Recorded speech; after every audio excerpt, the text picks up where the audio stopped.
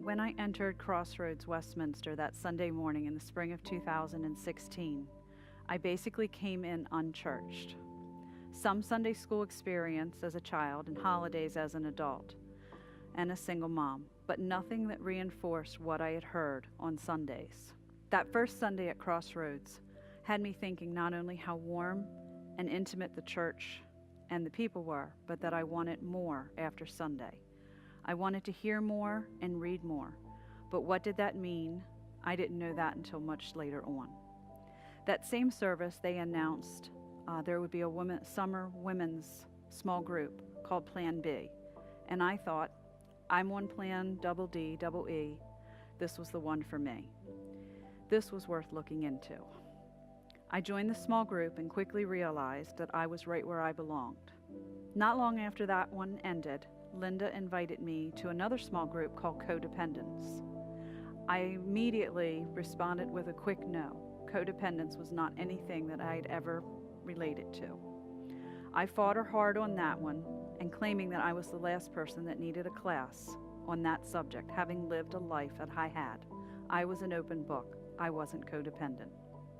She finally convinced me, and I entered Elise's house that day with all kinds of walls up, unbeknownst to me.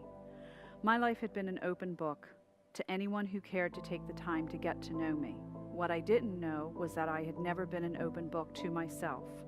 And as we dove into the study, and as we went deeper, my walls went higher, and so did my fear and anxiety, again, unbeknownst to me. 3 months in, and I quit the study, full of ready-made excuses. But once again, Linda enticed me to come back. My return had me opening up in ways I never knew possible, not to the class but to myself, and reluctantly to Jesus. I was led is the only way I can say it. I was there unwillingly, yet completely unfolding and releasing more as we moved through the study. Right in the heart of this unveiling that March 2017, my dad, my hero, my nemesis, my lifelong enemy, yet my biggest supporter, lost his battle with his health, and my world fell apart. These same ladies wrapped me in love, faith, support, understanding, and no judgment. I left the church once again for a few months. I was crashing, but couldn't stop the plummet, it seemed. That summer, I attempted to take my life while on family vacation.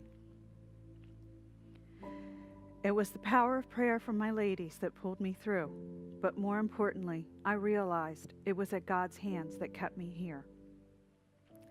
By fall, I was regularly attending services at Hampstead, so that by spring I knew not only whose child I was, but I knew I needed to share it, to announce it. I knew I needed to be saved.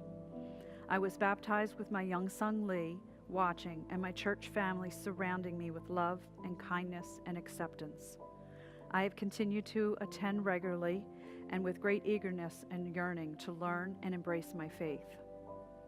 Daily devotionals, Christian music, and listening to His Word are all a huge part of my days from the moments I wake up till I close my eyes.